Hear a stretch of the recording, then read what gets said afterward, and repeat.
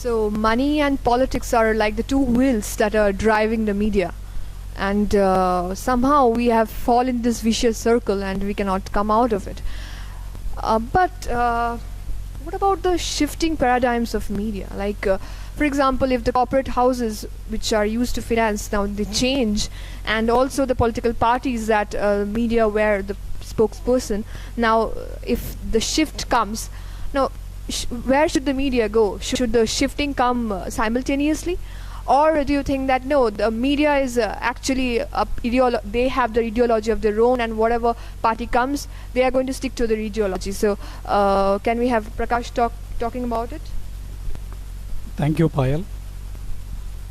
What I say,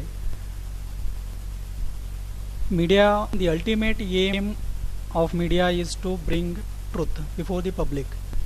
After that, it is left to the public whether they accept it or reject it. At least, media should be away from making politics in some issues.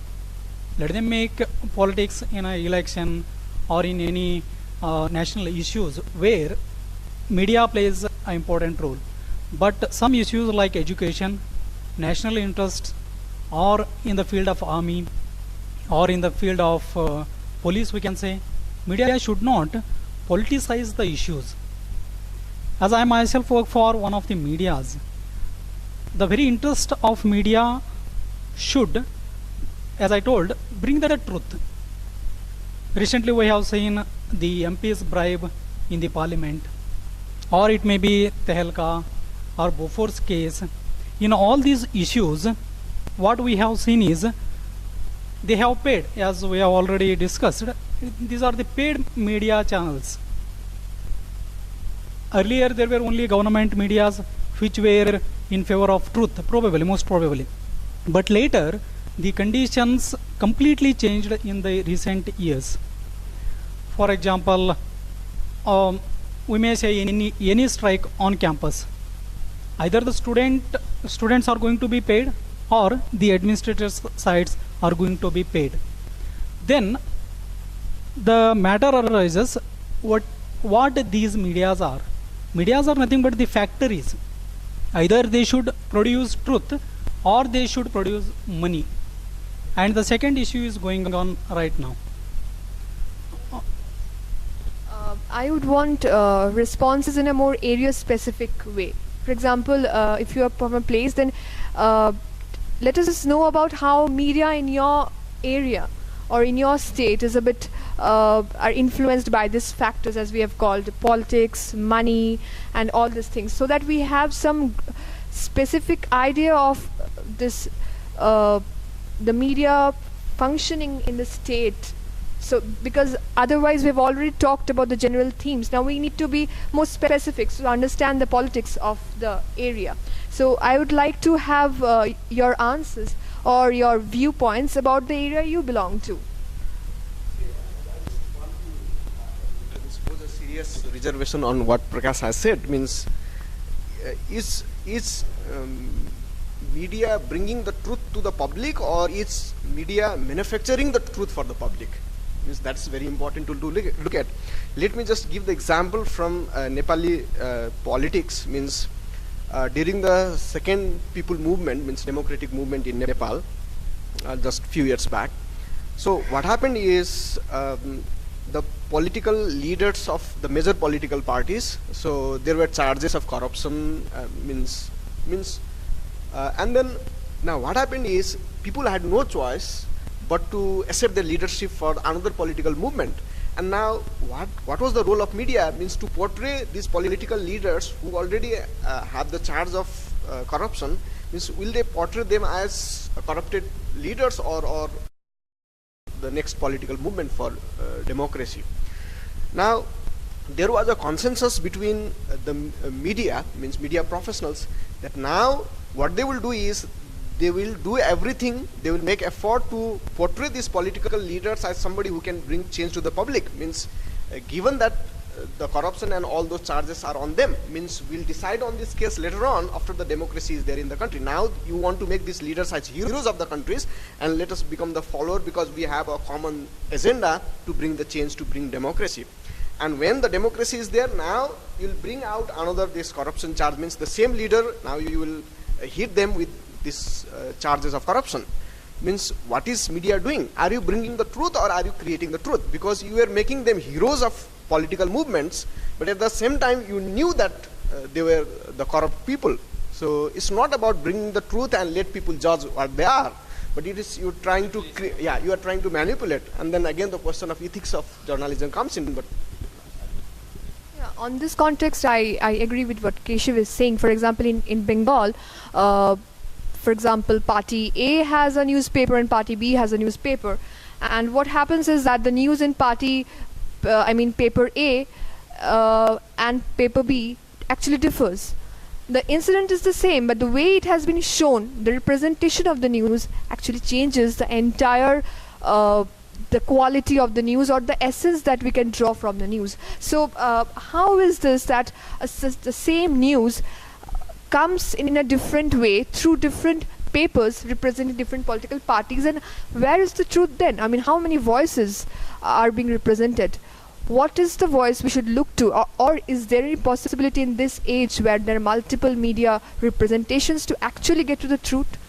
Can I have Mithilesh and then Aparajita followed by Balu talk on this?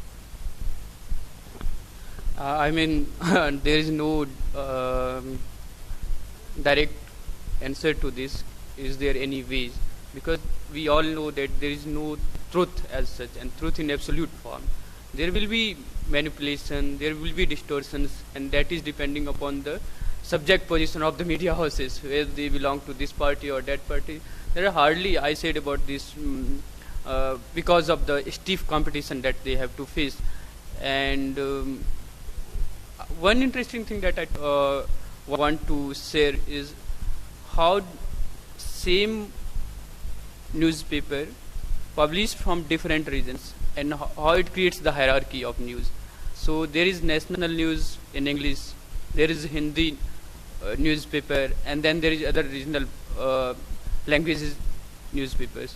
And in these three, if you read editorial or any sorts of news, you will clearly find it's about the print medium. If you look at electronic media, there are also different categories. Hindu, NDTV 24/7 or India TV, they will represent the issues in different way, national, international or whatever. There are certain regional issues, and 24/7, they, RC murder case and sensationalization and all these things. I don't see any way which gives us an alternative to approach even the truth. This is the bizarre, and this is the challenge of the media, and also the possibilities. There may be certain media houses, there are certain journalists who are working, but they are very much marginalized, very much suppressed, and their voice do not come up. And it's all because of, I feel,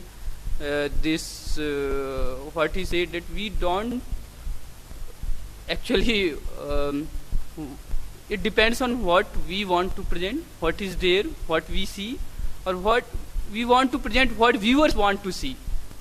And actually media nowadays is doing things which audience want to see, which audience want to watch. It doesn't, provide them information, and it doesn't even, make an effort to make people listen what is happening around within nation, within local and all. I remember the differences that is there in media houses in my own region, North Bihar. So same paper say Dainik Jagran, if it is published from Muzaffarpur or Saharsa, there will be different kind of stories. If it is published from Patna, there will be different kinds of issues that there is in those newspapers. So media is caught in this kind of vicious circle where they have to present the news or broadcast the news which audience want to watch, which audience want to read. They don't indulge in shaping the opinion of the masses. And if they want to shape the opinion of the masses, it only when they are paid for it. So in terms of paid news, in terms of their corporate funding, then they will shape the opinion. All kinds of advertisements and all. It is not meant for shaping the opinion of the people, for their education, for their empowerment, but when they are paid for it. So I don't have actually the clear-cut answer that how we can come out of it, but actually I believe there are certain journalists who do it, but they remain marginalized. They are jobless, they are unemployed, and they look for career alternatives. So I mean, it's very pathetic.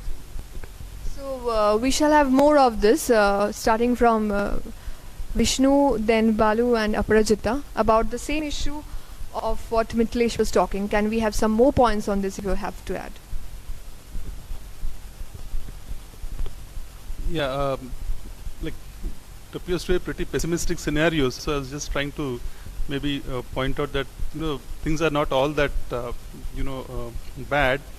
But the point is like you have had a few mainstream newspapers take up issues like the Bofors case. Let's say the Hindu newspaper was pretty active in that. That was one of the things.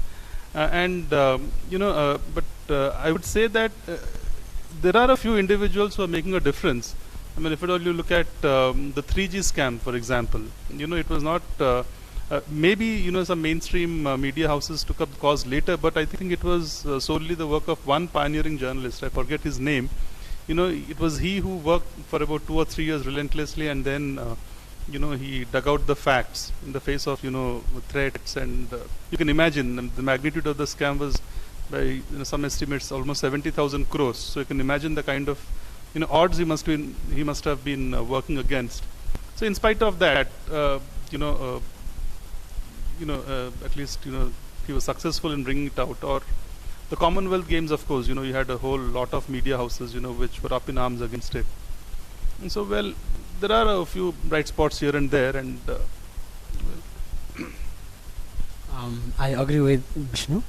I think like critiquing this global capitalism, that is one thing, but at the same time we should find the points of negotiations, points of alternatives. For example, all of us are talking about different media houses, different newspapers, different television channels, interpreting the same event, same fact into different ways. I guess it gives the audience opportunities to look at that particular event, look at that particular idea from different perspectives. So I think this is a kind of liberalization rather than homogenization of thought in the age of this communication explosion. First thing. Second thing is, of course, media, they are the prime ideology makers. But we mustn't forget, especially in the case of the country like Nepal, there are local leaders, there are teachers working as leaders, and what happens is whatever media tell people, actually those ideas, those ideologies, they are funneled down. They are filtered by those local leaders, by those teachers in the community. That's why I don't think much problem with that. I think there are a few bright spots when more and more media houses are coming up, more and more television channels are coming up. I guess this paradigm shift in the media at present, it should be taken as a positive thing, because now when we are talking about media, it's not just newspapers, it's not just television channels. You look at Facebook, you look at other internet social networks. They are also making a big difference in how leaders, how ideologues create ideologies, and how people interpret those ideologies and receive them.